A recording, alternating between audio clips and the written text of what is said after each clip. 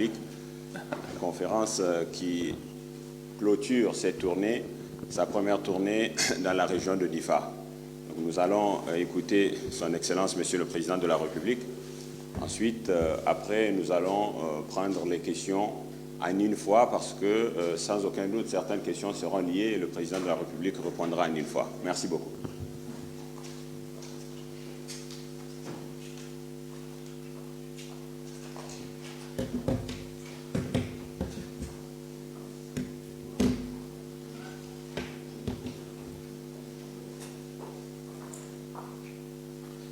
Voilà, mesdames, messieurs les journalistes, bonjour. Merci d'être venus très tôt ce matin pour cet échange que nous allons avoir. Je vous remercie surtout d'avoir fait le déplacement de d'IFA, d'être venu couvrir cette mission que j'ai entreprise, et qui est la première, comme vient de le dire, de charger à la communication. Je vous remercie surtout pour la qualité des reportages que vous avez eu à faire. Vous êtes tous allés avec moi hier à Baroua. Je pense que vous devez cela aux populations de Baroua et aux populations de Difa de façon générale, de dire un peu quelle a été leur situation ces dernières années, quelles ont été les tribulations auxquelles elles ont été soumises, mais quelles ont été aussi leurs capacités de résilience, parce qu'en effet, ces populations ont connu des moments très difficiles du fait de la violence physique qui s'est exercée sur elles, et elles ont connu une situation difficile aussi sur le plan de leur vie au quotidien. Mais elles ont été très dignes. Elles ont été très dignes. Vous n'avez jamais eu de reportage faisant état d'un accroissement de la violence, du banditisme dans cette région liée au fait qu'il y ait des camps de populations déplacées. Vous n'avez pas davantage vu le développement de phénomènes de prostitution et toutes les formes de délinquance qui se développent à l'occasion des situations de ce genre. C'est pourquoi, en effet, nous devons rendre hommage à ces populations. Aujourd'hui, nous avons décidé de faire en sorte que toutes les populations déplacées internes retournent dans leur village. Nous avons également décidé, et ce de concert avec les autorités du Nigeria, et en particulier avec les autorités de l'État fédéré de Borno, que les populations de cet État, qui sont les plus nombreuses ici au Niger, retournent également chez elles. Vous aurez constaté que j'ai demandé au gouverneur de Borno d'être là et j'ai eu avec lui des échanges nombreux, importants, dont la conclusion est qu'il crée toutes les conditions, surtout pour leur accueil matériel, devant assurer le retour des Nigérians qui se sont retrouvés sur notre territoire. Il est arrivé déjà qu'on en ait ramené certains, mais que la situation de sécurité n'avait pas permis qu'ils restent. Ils ont dû refluer encore, revenir. Mais tout cela, me semble-t-il, est désormais derrière nous.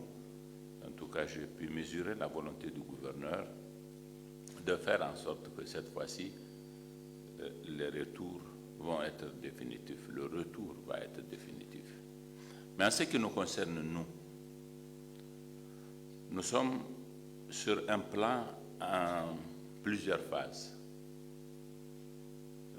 L'échéance à l'issue de laquelle nous considérons que tout sera terminé parce que toutes les populations seront retournées dans leur village, c'est le mois de décembre 2021, exactement comme j'en avais fait la promesse pendant la campagne électorale.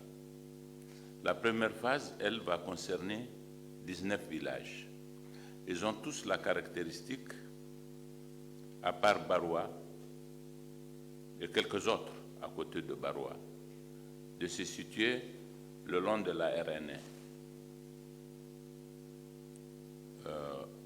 Baroua, Arikoukouri et d'autres villages encore sont un peu à droite de la RN1, mais on va les ramener. Parce que tout simplement, il y a une situation sécuritaire qui est déjà favorable à cet effet. Et puis même les exigences d'organisation matérielle ne nous permettent pas de faire tout en même temps. Il s'agit de 300 villages plus ou moins grands qui vont être concernés par cette opération. Les autres villages qui se situent le long de la Komadougou, depuis une partie de Mainesoroa, en passant par Chetimari, Guesquerou, Toumour, Bosso, eux seront concernés par les autres phases. J'ai demandé au gouverneur de faire la planification. Combien de phases ce sera, je ne saurais le dire. Mais notre intention, en tout cas pour le moment, c'est que ces populations retournent chez elles d'ici le mois de décembre. Et nous allons nous organiser de façon à assurer cela du double point de vue, de la prise en charge de leur sécurité de façon conséquente pour que justement elles restent de façon définitive et que les mêmes causes ne produisent pas les mêmes effets, et du point de vue aussi de l'assistance à laquelle elles ont droit en pareille circonstance. Nous allons principalement compter sur nos forces, sur nos propres moyens. Je le dis très clairement. C'est à titre secondaire que nos partenaires pourraient se mobiliser pour nous aider. Et je profite de cette occasion pour leur lancer cet appel. Mais nous ne ferons pas se reposer notre stratégie sur le comportement de nos partenaires, sur leur bienveillance, parce que sinon, nous ne tiendrons pas dans notre agenda. C'est dans la mesure seulement où les moyens qu'il faut doivent provenir de nous-mêmes que nous serons maîtres de notre agenda. Donc nous allons débloquer les ressources qu'il faut pour assurer le transport des populations. Nous allons aussi leur assurer la prise en charge alimentaire, vraiment d'urgence, d'un point de vue strictement humanitaire dans un premier temps. Ça, ce sont les deux choses impératives à faire pour assurer le retour.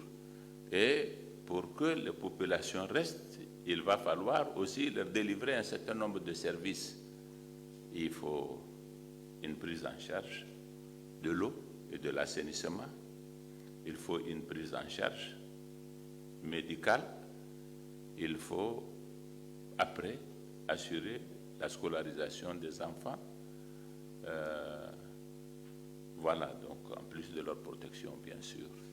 Ce sont les 4 besoins majeurs qu'il faut assurer et nous travaillerons dans le cadre des différents projets qui sont en cours et d'autres que nous pourrions susciter pour assurer justement le relèvement de la zone, procéder aux investissements nécessaires pour qu'il y ait un minimum à assurer aux populations en vue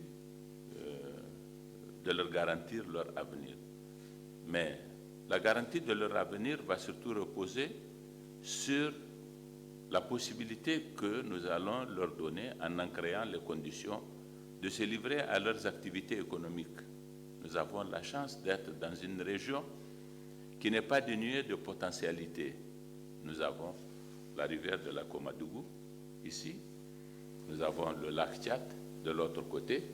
Donc, on peut faire des cultures, et notamment des cultures de spéculation qui rapportent des ressources financières immédiatement les gens cultivent en général le poivron, mais ils peuvent aussi faire des cultures vivrières, du maïs, du riz, et je ne sais quoi encore, en plus des cultures fluviales. Ils peuvent faire la pêche, bien sûr, surtout du côté du lac Tchad. Et évidemment, ils font l'agriculture sous pluie, ils font l'élevage, ils font le commerce, ils font l'artisanat, toutes ces activités dont vivent les personnes. Nous allons créer les conditions pour qu'elles puissent s'adonner à leurs activités le plus normalement du monde. La garantie, c'est la sécurité, justement. Et nous avons touché de plus près les exigences de cette situation. Le ministre de la Défense et le chef d'état-major étaient déjà venus en prélude à ma visite. Ils viennent de venir ils viennent de faire le déplacement avec moi, mais ils vont revenir très souvent pour procéder à des évaluations et aux ajustements nécessaires. Le ministre de la Défense sera souvent ici, avec d'ailleurs le ministre de l'Intérieur, pourquoi pas, pour faire ces évaluations et faire les rectifications à chaque fois que de besoin. Sur le plan militaire, nous avons un bon rapport de force qui a été attesté par l'issue des derniers combats que nous avons eus contre l'ennemi. Mais évidemment, ce n'est pas quelque chose qui est acquis de façon définitive. L'ennemi se réorganise, il a beaucoup de capacités à cet égard. Nous resterons très vigilants. Ce que je constatais, c'est qu'il y a eu une élongation de l'espace sur lequel il peut intervenir. Et j'ai observé ces derniers mois qu'il y a eu beaucoup plus d'activités du côté de Mainé-Soroa. La preuve, c'est qu'ils sont entrés à Mainé, ce qu'ils n'avaient jamais fait. Ils sont même venus à Difa, ce qu'ils n'ont jamais pu faire. Ils ont occupé Gaïdam dans l'état de Yobe, donc ils sont allés plus à l'ouest, leur front a avancé.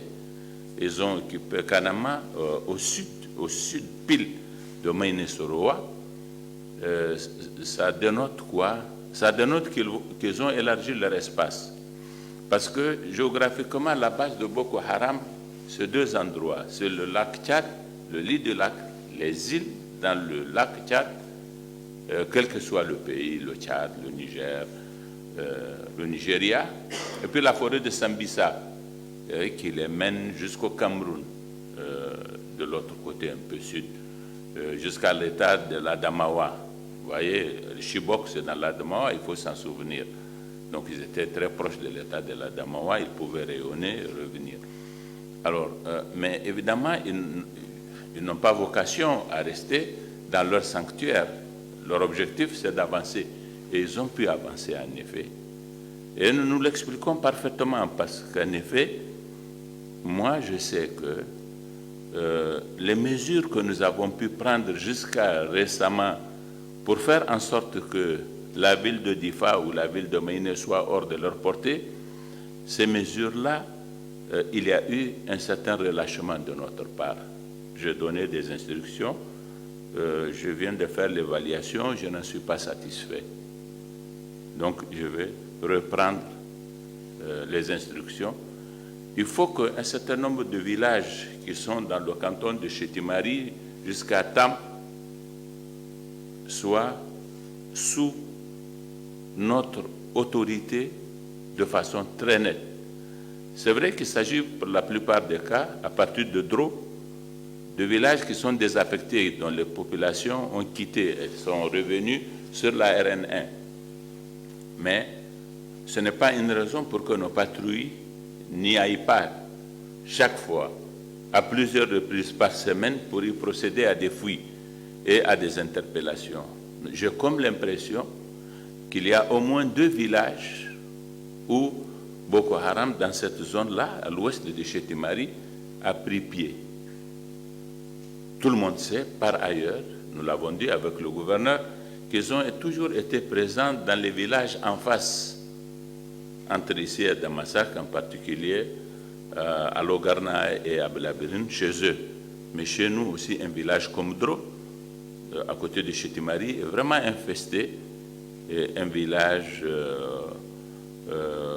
je ne maîtrise pas bien leurs noms, je les ai dans mon cahier, je les ai notés, Afofo, Maurei, Meiri, etc., sont des villages qui sont fréquentés par les éléments de Boko Haram, ce qui leur permet de couper les routes. Vous avez vu ce qui s'est passé avec la présidente de la Haute Cour de justice récemment. Ils viennent de là, nous les avons repérés. Nous allons donner des instructions pour que ces villages-là soient nettoyés et nous allons entreprendre des opérations conjointes avec nos amis du Nigeria pour que de deux côtés, justement, nous vidions les villages de cette présence relativement fréquente des éléments de Boko Haram, de façon à ne plus permettre d'être dans cette zone. C'est vrai que la Komodougou est en train d'arriver, ça va nous faciliter les choses. Il n'y a pas longtemps, elle était à Guéchoua, dans l'état de Yobe, elle était il y a quelques jours, mais dit-on, à Gaïdem, elle est en train d'évoluer. Probablement que dans les prochains jours, elle sera à Malanfoteri, elle sera à Bosso et c'est fini. À partir de ce moment, les opérations vont être beaucoup plus faciles. Voilà comment se présente la situation.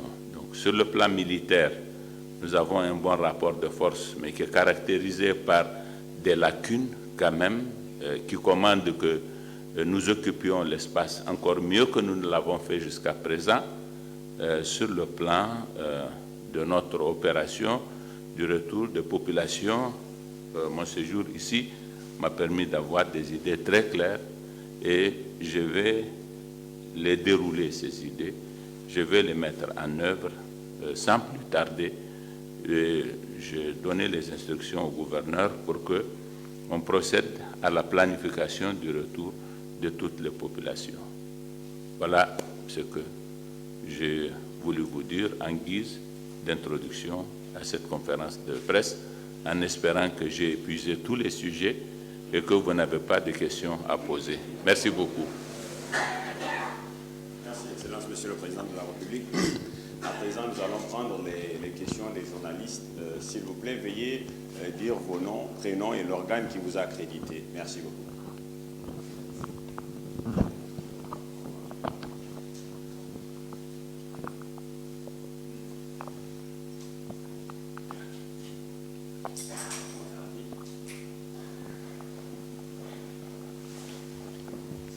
Voilà. Bonjour, Excellence, Monsieur le Président.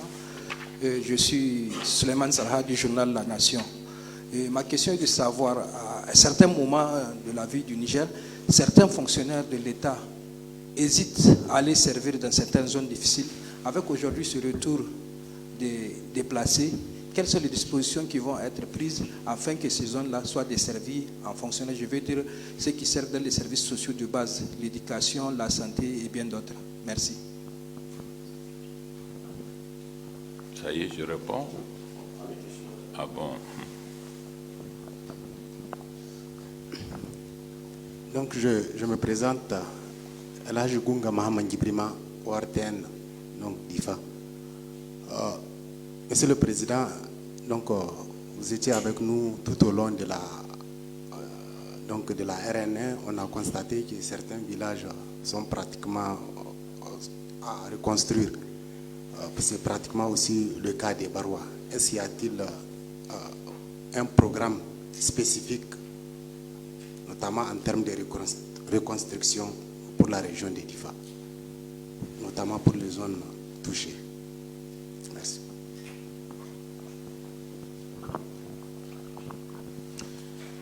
Bonjour, c'est Ghazali Abdou, correspondant Radio de Chevelé, ici au Niger. Excellence, ma question, c'est particulièrement par rapport aux chiffres officiels. Nous voulons savoir les chiffres officiels du nombre de réfugiés nigériens, mais aussi nigériens. Parce que de plus en plus, à chaque fois, on a des chiffres différents. Donc, on aimerait savoir de façon officielle.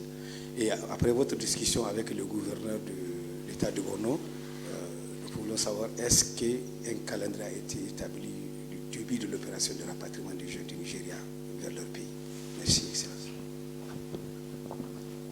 Ok, merci, Monsieur le Président. Il y a son ORTN et nous voudrions voudrions savoir, Monsieur le Président, outre l'opération de DIFA, est-ce que cela va concerner aussi Tawa et Tillabéri, puisque, connaissant ces régions aussi, elles sont dans les mêmes positions d'insécurité. Merci.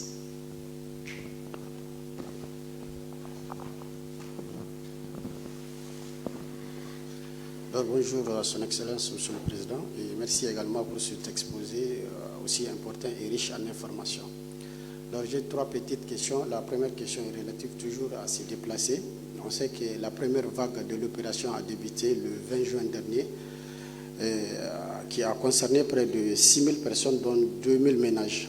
Alors, est-ce qu'on peut avoir une idée s'il y a une date qui a été prévue pour la fin de la première phase de cette opération? La seconde question est le 22 juin, autant pour moi dernier, il y avait une rencontre entre vous et les partenaires techniques et financiers et autres organismes. À cet effet, vous avez fait appel également à ces partenaires pour justement aider le processus de cette opération. À la date d'aujourd'hui également, quelle a été la réponse concrète de ces partenaires pour accompagner le processus? Et est-ce qu'on peut avoir également une idée sur le nombre ou bien la totalité des personnes déplacées sur l'ensemble de la région de Difa? Et la dernière question, c'est toujours par rapport au retour volontaire de ces déplacés, qui fait aujourd'hui la fierté de l'ensemble du pays, si on peut le dire ainsi.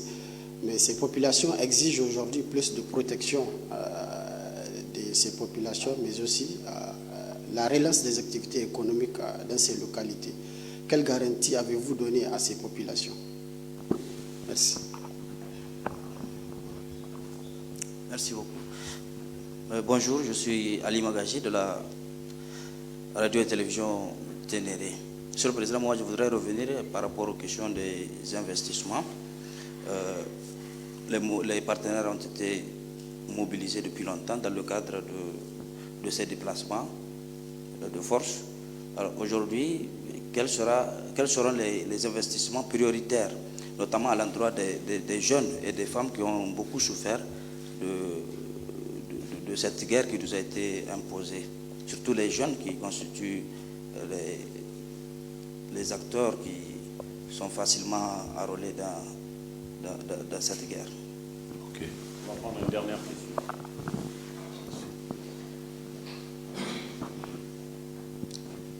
Merci. Bonjour, Monsieur Excellence, Monsieur le Président. Je m'appelle Mohamed Sabou Bachir, journaliste à l'agence nigérienne de presse ANP. Bon, moi, ma première question, c'est toujours relative à la rencontre que vous avez eue avec les diplomates et représentants des organisations internationales accréditées au Niger. Et je souhaiterais savoir de façon chiffrée à combien s'élèvent le besoin, les attentes que vous avez vis-à-vis de ces partenaires.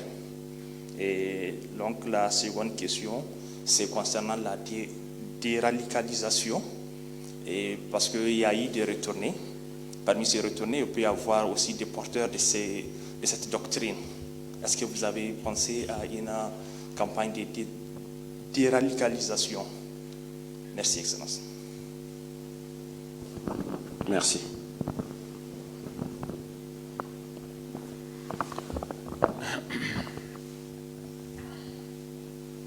Voilà, merci. Je vais essayer de répondre aux différentes questions que vous avez posées. La première, qui concerne les fonctionnaires, évidemment que dans le contexte de l'effort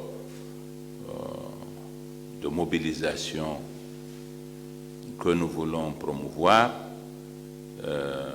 nous nous attendrons à ce que tous les Nigériens fassent preuve justement de patriotisme et d'engagement.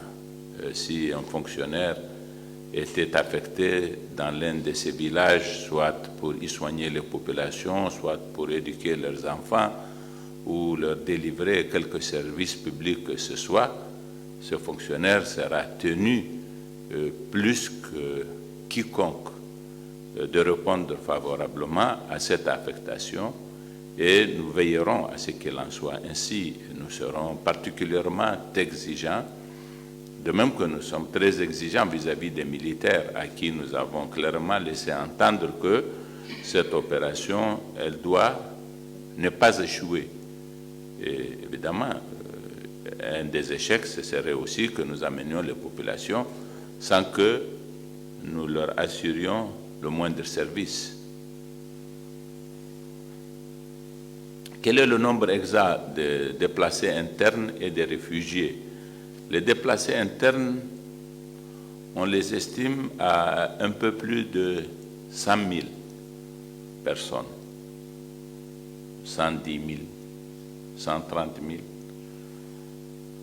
Les réfugiés, on les estime à plus de 100 000, 130 000 et plus peut-être. Voilà à peu près les chiffres. Je me souviens, les premiers chiffres avant les déplacements, le chiffre maximum que j'ai pu voir, moi, c'était 280 000 à peu près. On était proche de 300 000. Ça, vous y avez dedans les réfugiés. On appelle réfugié quelqu'un qui a quitté son pays pour aller sur le territoire d'un autre pays. On appelle un déplacé interne un citoyen d'un pays qui quitte chez lui pour être ailleurs que chez lui parce qu'il a été contraint de le faire. Et puis nous avons les Nigériens retournés du Nigeria, c'est-à-dire des Nigériens qui étaient établis de longue date au Nigeria et qui sont revenus ici. Eux, on estime leur nombre à peu près 30 000. Voilà à peu près quelques chiffres dans le sens de la question que vous venez de poser. Quelle est la date de la fin de la première phase?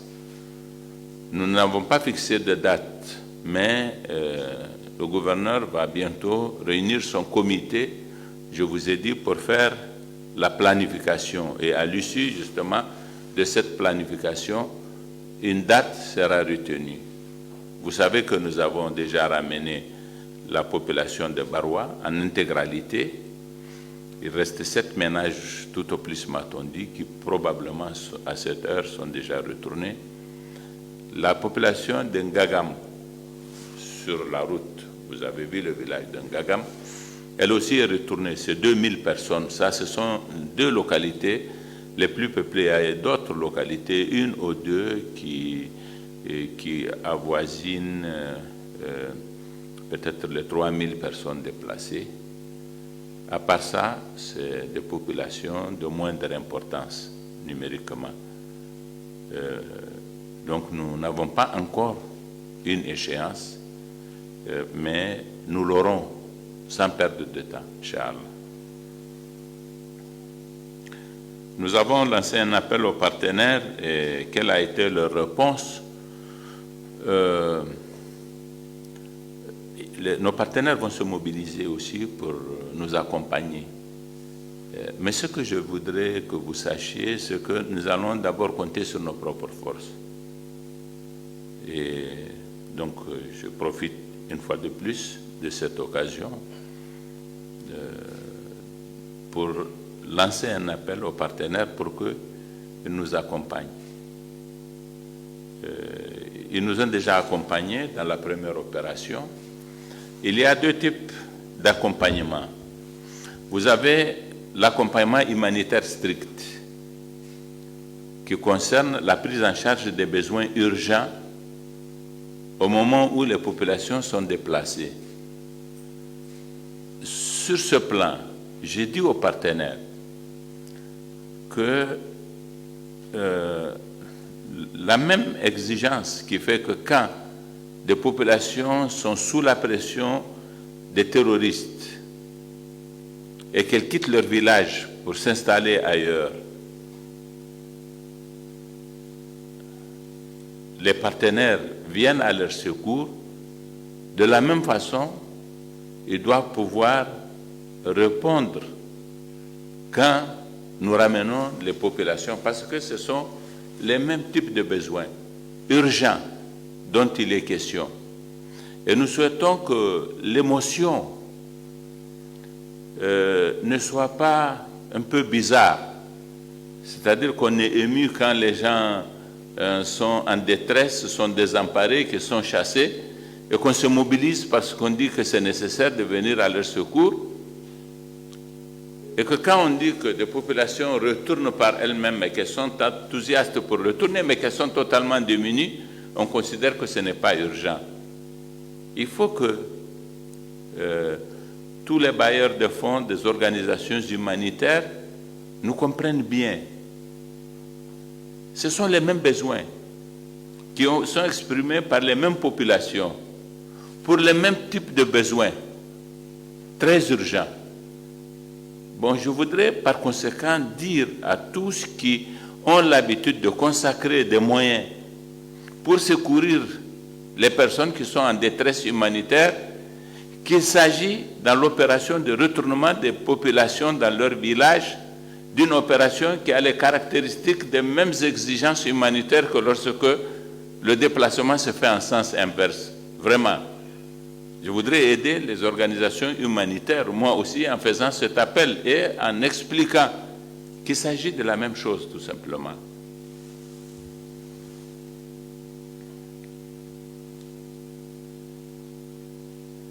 Quelle garantie vous donnez? Mais j'ai répondu, je crois avoir répondu à la question qui est posée ici. Quelle est la garantie que nous donnons? Et sur le plan de la protection des populations et sur le plan des investissements. Moi, je n'ai pas fini la réponse à ma question. Oui, j'avais dit que nous avons, ça a deux aspects, la prise en charge des populations. La prise en charge humanitaire d'urgence et puis la prise en charge qui consiste à délivrer des services qui vont participer du relèvement de l'économie. Il faut, vous avez vu hier, nous avons visité le Baroua, vous avez visité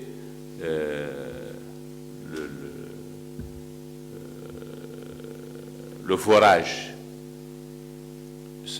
Le forage est très vieux. C'est un forage artésien, heureusement, donc on n'a pas besoin de moteur ici. Son débit est de 65 000 mètres cubes heure. C'est extrêmement important, c'est une quantité d'eau suffisante pour satisfaire les besoins des humains du village de Baroua et même de leurs animaux. Mais vous avez vu, les tuyaux sont vieux. Nous avons un projet danois qui va prendre en charge la construction de nouveaux forages avec tout ce qui va avec.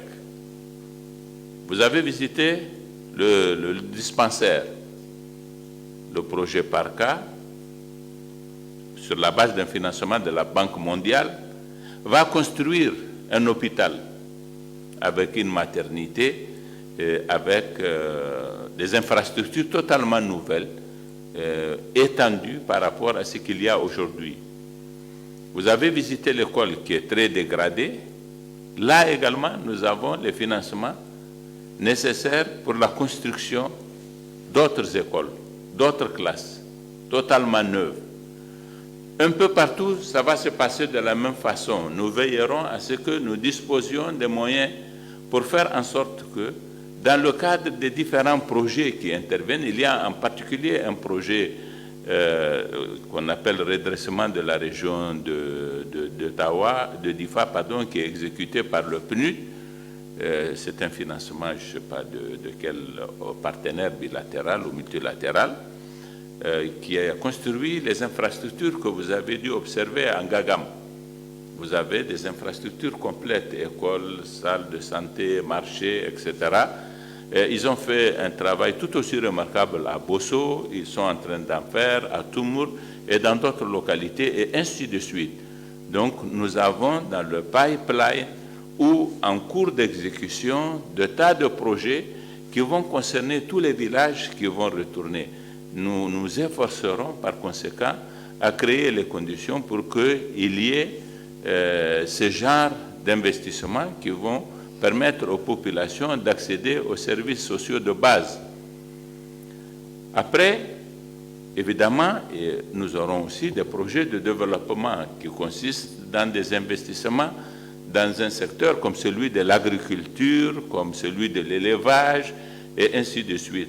La région de Difa, je vous ai dit, n'est pas dénué de potentialité. Bien au contraire, c'est peut-être la région la plus potentiellement riche du Niger, de ce point de vue.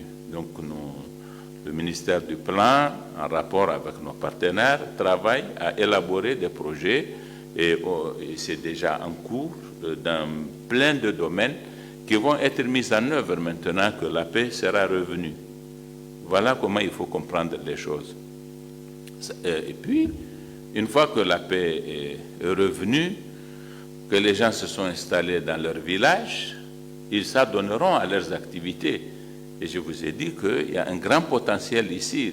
Les populations de d'Ifa n'attendent de nous que nous leur assurions la sécurité, surtout après ils feront leurs poivrons, ils feront leur pêche, ils feront leur agriculture diversifiée, compte tenu des potentialités qui existent. Est-ce que nous allons reconstruire tous les logements des personnes qui ont quitté depuis 5 ans, 6 ans, qui ont été délabrés après 5 campagnes de saison pluvieuse? Non, là, nous n'allons pas nous mentir à nous-mêmes et nous ne ferons pas de fausses promesses aux populations. Ce serait quelque chose qui ne peut pas être systématique. Nous allons sensibiliser nos partenaires et il y aura des projets qui vont être suscités à partir de ce qui va être dit, à partir de ce qui va être donné à voir. Mais l'État ne peut pas s'engager pour dire qu'il est en mesure, sur le plan de son budget annuel, de mettre de côté une somme spécifiquement destinée à la réhabilitation des logements des personnes déplacées. C'est quand même, il est question de plusieurs milliers de ménages. Nous allons leur assurer l'habitat d'urgence. Oui, oui. Nous allons leur assurer l'habitat d'urgence. Nous mettrons à leur disposition un kit qui contiendra les bâches dont ils ont besoin pour le moment de la transition. C'est l'État qui va le faire. Nous allons le faire. Si des partenaires voudraient nous accompagner dans ce sens, ce sera une bonne chose. Mais si même ce n'était pas le cas, nous, de même que nous allons assurer la nourriture et le déplacement des populations, la nourriture pour un certain temps, et leur déplacement, nous assurons les kits qui vont leur permettre de se mettre à l'abri des intempéries. Mais ce sera des habitats un peu transitoires.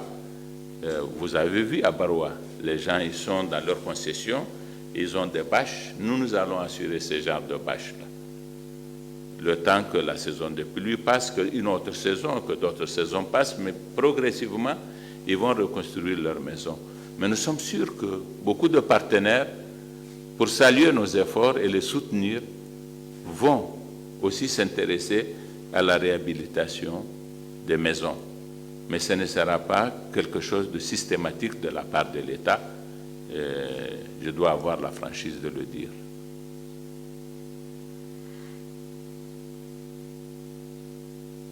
Dernière question.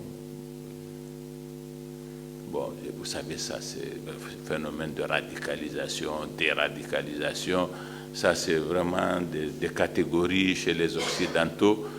Nous allons ramener des gens qui sont volontaires, qui n'ont pas été contaminés. Boko Haram, c'est davantage du banditisme, je voudrais vous dire, qu'un phénomène idéologique. Si à la base, il y a eu quelques écervelés qui ont eu, c'est vrai, des illuminés, qui ont eu une certaine vision, qui voulaient faire quelque chose vraiment dans l'islam. Aujourd'hui, les petits voyous là qui sont en train de voler ici, ce pas des gens qui ont quelques convictions idéologiques que ce soit. Nous avons récupéré un certain nombre. Vous vous souvenez, à Goudou-Maria, nous avons eu le camp, mais combien y avait-il de gens qui avaient des motivations idéologiques? Ils n'étaient pas très nombreux. Donc, par conséquent, je ne forgerai pas une pacotille pour attirer les Occidentaux. Je sais que si je disais qu'on va faire ça, on aura beaucoup d'argent, mais on ne le fera pas par honnêteté, je voudrais vous le dire. Voilà, merci beaucoup.